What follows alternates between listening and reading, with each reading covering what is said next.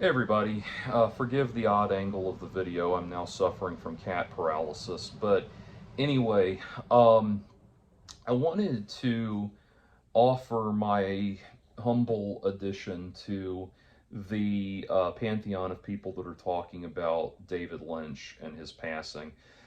I'm about a week or so late on doing this, but it it's very much a topic that is near and dear to my heart. David Lynch is one of my all-time favorite filmmakers, and one there's a time when I would have said he was my favorite. There's others that have kind of come along and vied for the throne, but irrespective of that, he is and will always be one of my all-time favorite filmmakers and one of my all-time favorite artists of any medium.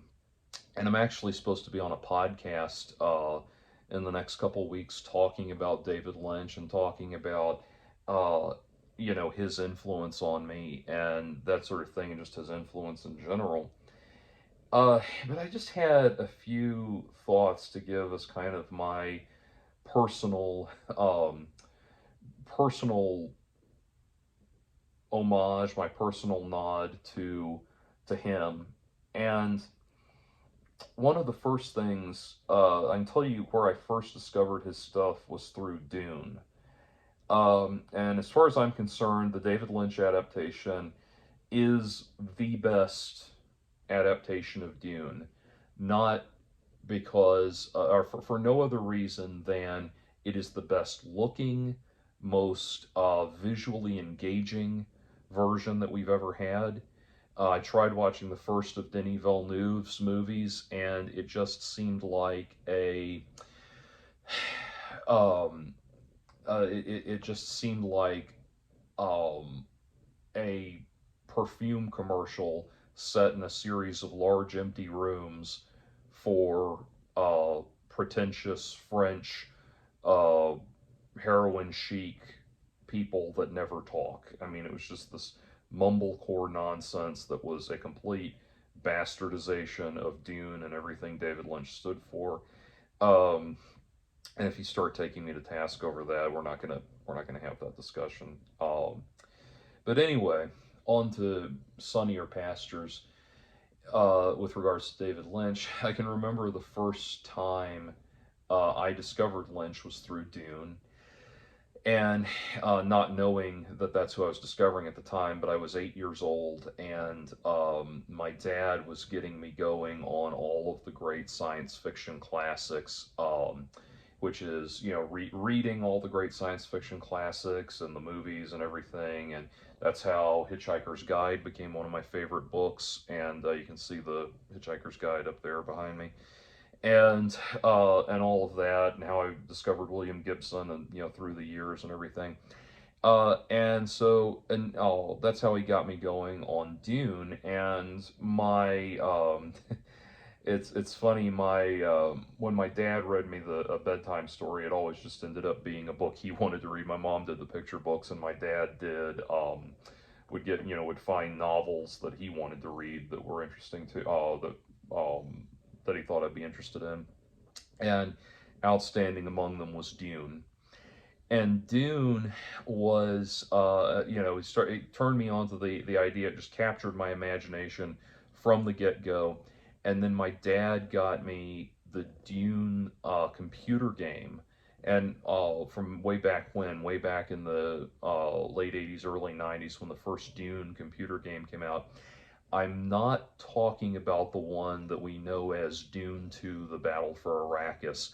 I'm talking about the very first one, which I think is a superior game. Yeah, I know Battle for Arrakis is how it, created real-time strategy as we know it today and everything. I get that. But that first one was just incredible because it was so immersive, because you could walk around in it. You could walk around on the planet of Arrakis. And I actually remember my dad brought home the game box. I was in the bathtub at the time, and he came in and tossed it down next to me, and I picked it up, and I was just remember laying there being enamored with the just fascinated by the box, staring at it the whole time. And I couldn't wait to just floating in the tub reading it. And I wanted to like finish up my bath and get rolling with it. And playing that game was just incredible. And so that was my foray into seeing the movie Dune, which, quickly, like all of Lynch's movies, quickly became one of my favorite movies as soon as I saw it. And again, there is so much passion in the. I don't think it doesn't feel melodramatic to me at all. It feels very biting and earnest and very intense. I mean, my God, Sting as Fade Ralpha, I will kill him. Oh, it was great, So that was my early foray into David Lynch. Uh, and I watched Dune all the time, but I wasn't aware of who David Lynch was, obviously, and it would be years and years before I got to that point. And um, so I remember when I was living in Oxford, Mississippi, Blue Velvet came on TV, came on one of the pay channels, and I watched it. And the first time I tried to watch it, I got as far as the first round of Daddy Likes to Fuck, and I got to that point, and I turned it off. It was freaked me out.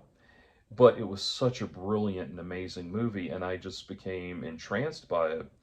And it was so interesting to me because it really kind of helped me make sense of this aura that I was aware of in small town America, where if you think about it, this place the city I was living in, Oxford, was this very much a cultural mecca in the South for food and history and music and education and the arts and everything, because the University of Mississippi was there.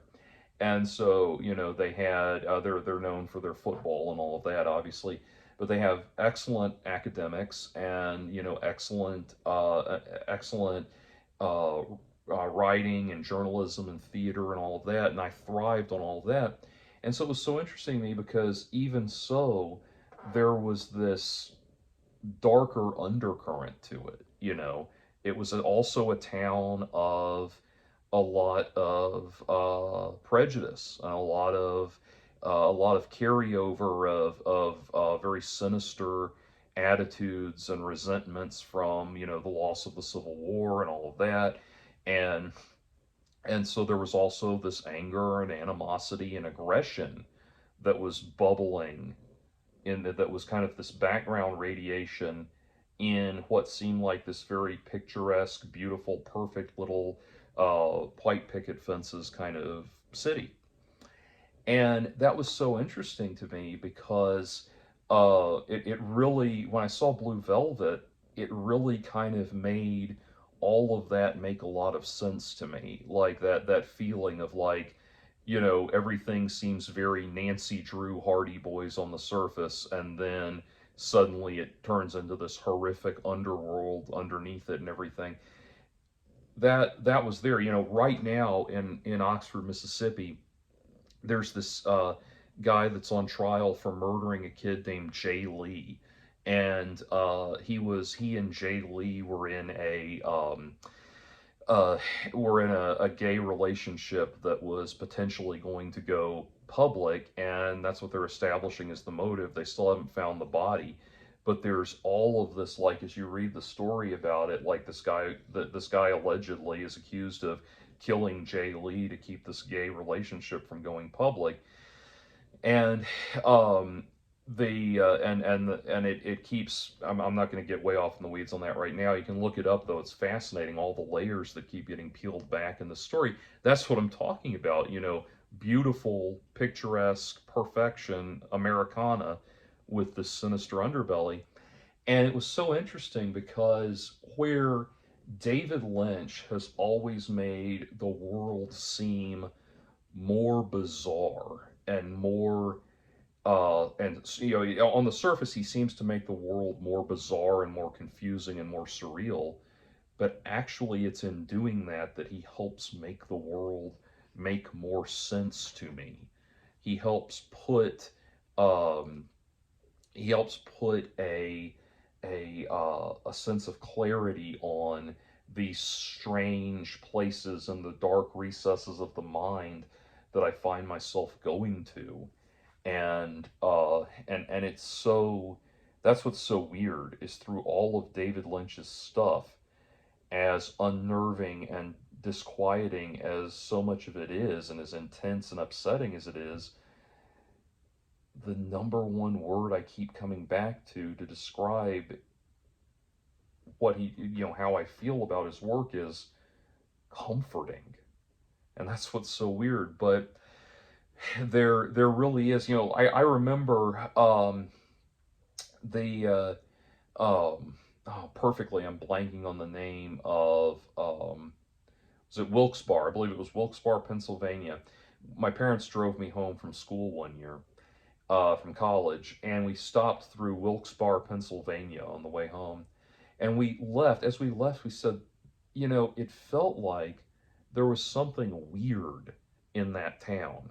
Like, the aura there just felt strange. Like, again, beautiful small town America, but something about the aura there. Everybody seemed a little on edge. Everybody seemed a little weird, a little off. And then we found out, like, a few years later, it came out that there was this thing called the Kids for Cash scandal, where there were some corrupt judges that had partnered with private prisons to start, local prisons, to start putting juvenile offenders away in the actual jail. And they were getting tons of money to do this. And so they were locking kids up for even the slightest infractions. And there was a documentary about it, and it gets heartbreaking to see, like, images of prison cells with children's toys and teddy bears and stuff in them. It's just horrible, horrible what they were doing. And the assholes responsible for it finally were caught, busted, and all went to prison where they fucking belong. But that's what I'm talking about. Like, that was all going on while, as we were passing through, and it's like, it just seemed like that was like, as I put one and you put one and one together, it feels like that whole scandal was maybe kind of tainting the aura of the town. Everybody was a little bit disgusted with this sleazy, sinister undercurrent that was going through their beautiful town. And that's Blue Velvet. That's Blue Velvet. That's what that movie is describing. And it's funny, if you listen to, Siskel and Ebert. Roger Ebert hated Blue Velvet, and as he put it, some people were saying when it came out, some people were saying it was a masterpiece. Some people were saying it was, perverted and deranged, and some people were saying it was a perverted and deranged masterpiece. And what Roger Ebert hated, one of the things he hated about David Lynch, was how Lynch always, in so many of his movies, Wild at Heart, he did the same thing, where he does this kind of horrible, gut splattering violence and intense, horrific thing, and then he does kind of a haha, just kidding, and it all goes back to being, very, uh, sickeningly sweet and innocent and everything. And Gene Siskel got it. Roger Ebert didn't like any David Lynch movies until, The Straight Story and Mulholland Drive. That's when he started liking them, which was very late in the career. But Gene Siskel got it. He understood that the jumping back and forth between the two extremes was to show this radical light and dark, that exists in the human experience and the human psyche. And, Twin Peaks was the same way. One of the interesting things that One of the interesting things that David Lynch did for me was he got me his work, going through and watching all of his movies, and I have deep dived into just about everything he's ever done, even, Rabbits, I thought was incredible and things like that. But watching his early stuff, I used to be really, um, I've always put out my music and my art, my music, my artistry, and and all of that. When I put out my early music, my early albums, like when I was in college and everything, uh, people, as soon as my music started getting heard by people right outside of my immediate circle of friends and family that are going to be supportive of it, as soon as other random people started hearing it, they hated it, and they ripped me a new one, laughed me out of the room, ripped me a new one because I was trying all this bizarre weirdo crap and everything. And this is going back like seriously almost 20 years at this point. But they laughed me out of the room and thought, everyone that the scumbags on the internet and everything thought it was ridiculous, and I was some kind of incompetent hack, and I had been foolish enough to advertise the fact that I'd been to Berkeley, and that at Berkeley they told us don't advertise, don't make try to make that a selling point because people won't take it well. And yeah, to the general public, they don't care where you went to college. And so knowing that, I got a lot of what kind of a Berkeley grad would put out this kind of weird experimental nonsense, yada yada, all of that, and it was very disillusioning. But then I saw the early David Lynch films, one of which, the earliest of which, was called Six Guys Getting Sick Six Times. And I thought, I saw this, and what it is, it's this stop motion animation thing where he's taken six mannequin heads and with the power of stop motion animation made it look like they're vomiting six times. And you see that, and it's like, you would never think that the guy who made that is the guy that's going to make Eraserhead and The Elephant Man and Wild at Heart and Blue Velvet and Mulholland Drive and all of these incredible movies. You would never think that he's going to do that, and that gave me so much perspective. I was like, okay, now I get it. I get where I am in this process, and all of that's just noise. And I still, I have to put myself in the mindset of, I'm just going to get this into the most honest thing that I can and put it out there. And if people don't get it, that's fine. And as the more you do something, the better you get at it, and that kind of thing. And the ball starts rolling. And that gave me a lot of perspective and a lot of hope where I'd previously been very disillusioned. And I started learning a lot about how to have my own unique creative vision, but present that vision in a way that was palatable, to the listener, which, let's be honest, to the consumer, and how to strike that balance. And David Lynch was so good at that because David Lynch took us into so many dark, bizarre recesses of the mind that don't make sense and are very confusing, but they but it was always so beautiful and so captivating and fascinating regardless. And so learning to strike that balance between um, competence and exploration, let's say, was very much down to Lynch. And so it was always, and then my favorite movie of his is Mulholland Drive, and is and will always be Mulholland Drive. I do think that was his magnum opus. I loved Inland Empire, but I would have loved even more for him to have gotten to make like one more real movie before he passed away, because I mean, I guess you could say the final Twin Peaks season was a good way to go out for him to kind of, um, you know, to some extent close that off, or close that chapter, or that open chapter and everything. Um, but I would have, even as much as I loved Inland Empire, that was essentially an exercise in almost improvisational filmmaking, like he was writing it as he filmed it, and just and filming scenes and editing them together and everything. It was almost like the filmmaking equivalent of a William S. Burroughs cut-up novel or something like that.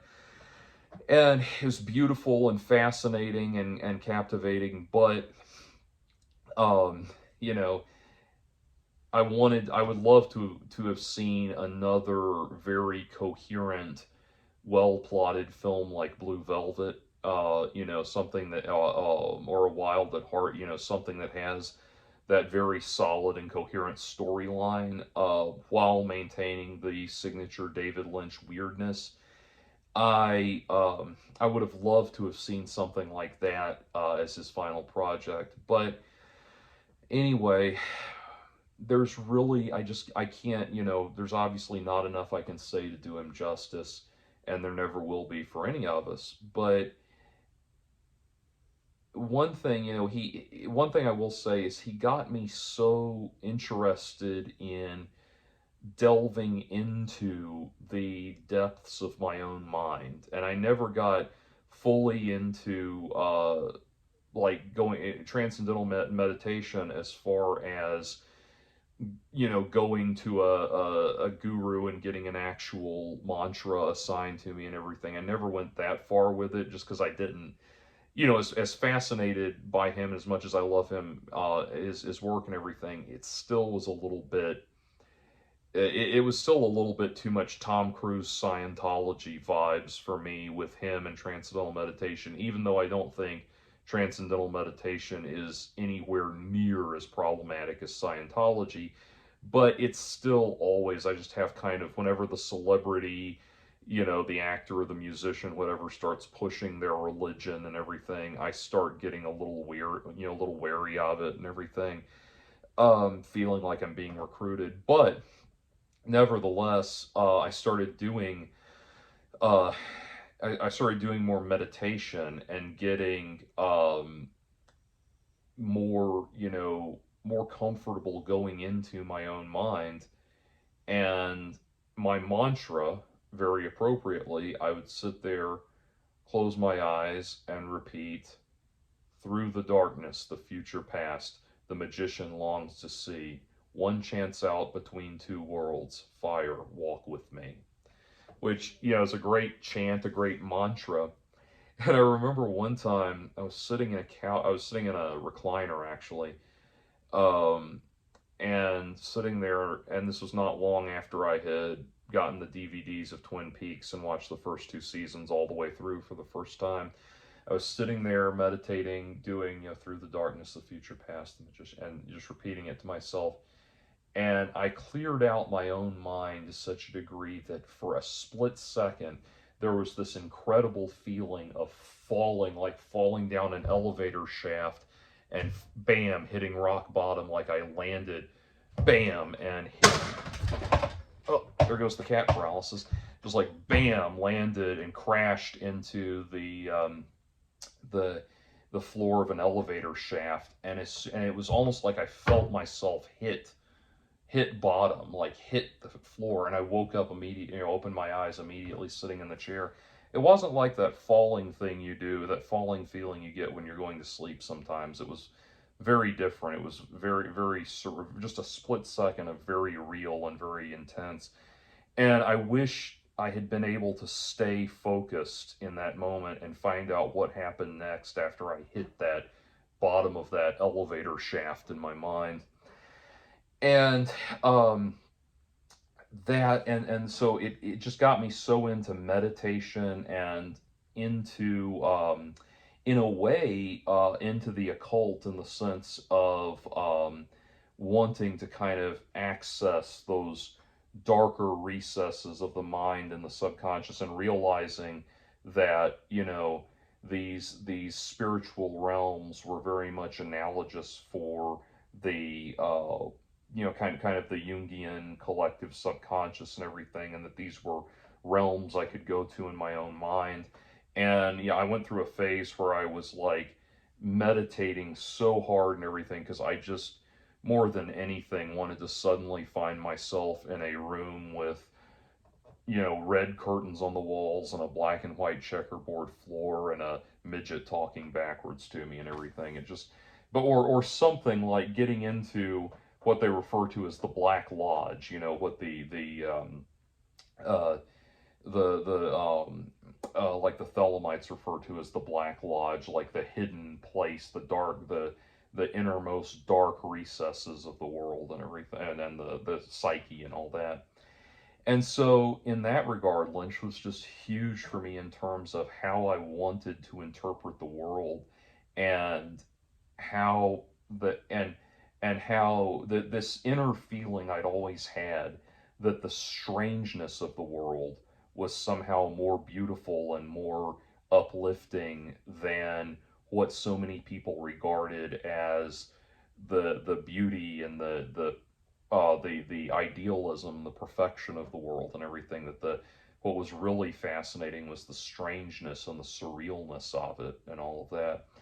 And then on top of that, Lynch was huge in informing my love of noir, especially neo noir, where the genre becomes more experimental and more experimental and more abstract, and more absurdist in a lot of ways. And I am very much, having a background in jazz music and everything, and the kind of stories that I like to read and write and stuff like that. I'm very much a fan of characters taking uh, long shadowy strolls down empty city streets in the middle of the night while long, languid, morbid, or melancholy saxophone plays in the background and all of that. And Lynch's work just always has and always will occupy this beautifully dark, surrealist space inside my mind, and it will always be just like my favorite author, Harlan Ellison, will always be will always be something that just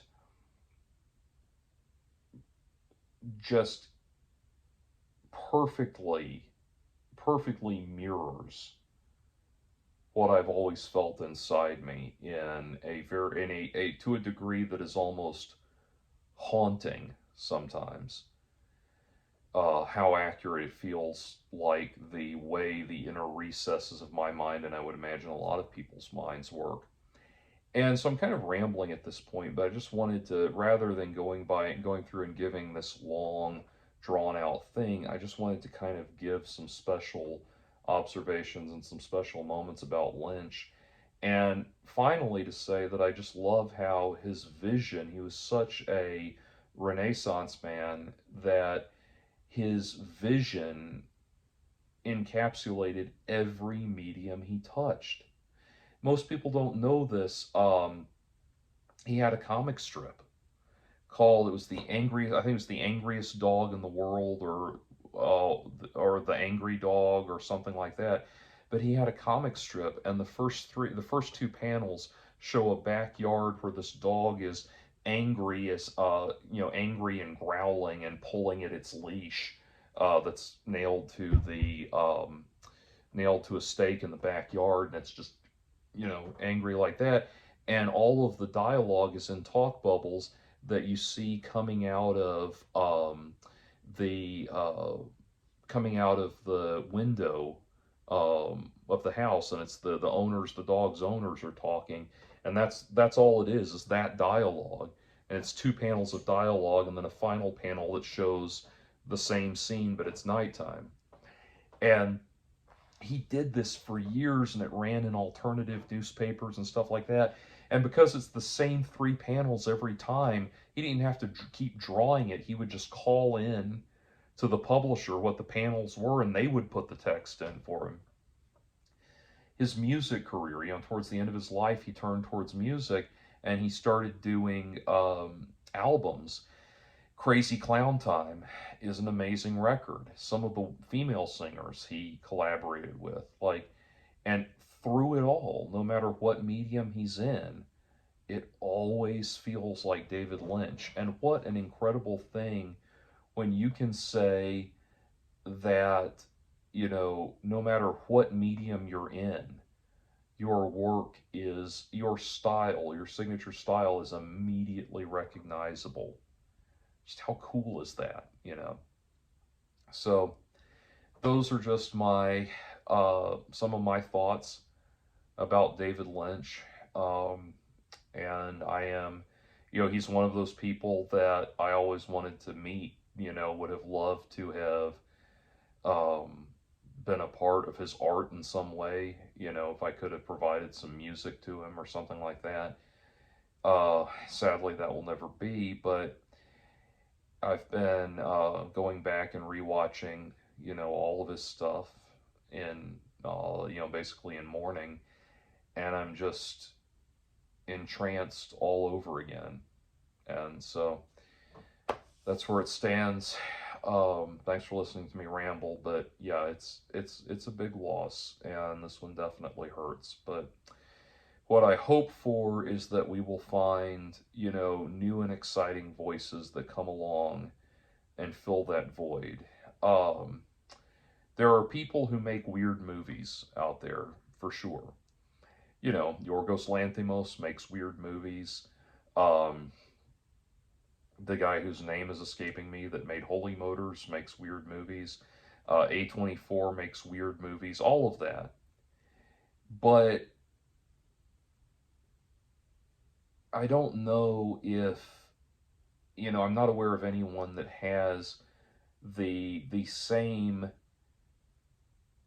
fascination with things like small town Americana that David Lynch has and everything. Um, there are some, like I said, there are some auteurs out there, uh, but that have the fascination with show business and Hollywood, like David Lynch does. I'll tell you, one movie that really blew me away. The director's name is escaping me yet again. One movie that really was pointed me in the right, I think, pointed all of this in a good direction was The Substance. That was an extremely Lynchian movie. Very, very strong Lynch vibes in that movie, and so that gave me a lot of hope. That's one that came out recently that I thought, with Demi Moore, uh, that came out and blew me away, and that gave me a lot of hope for the future of filmmaking. So that's one to a director to definitely keep an eye on. But The Substance, yeah, was incredible. Anyway, I'm gonna hit the sack, but that's just my thoughts on the passing of David Lynch, and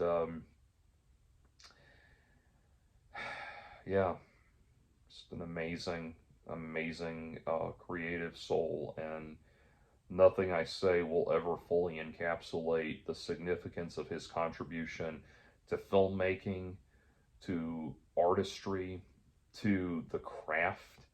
I will say, well, I'll put it this way. I'll tell you one thing that really encapsulates it.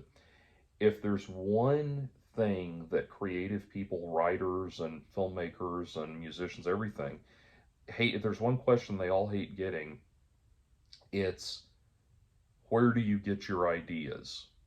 Where do you get your ideas? Like, we don't really understand that the ideas just come to us and everything.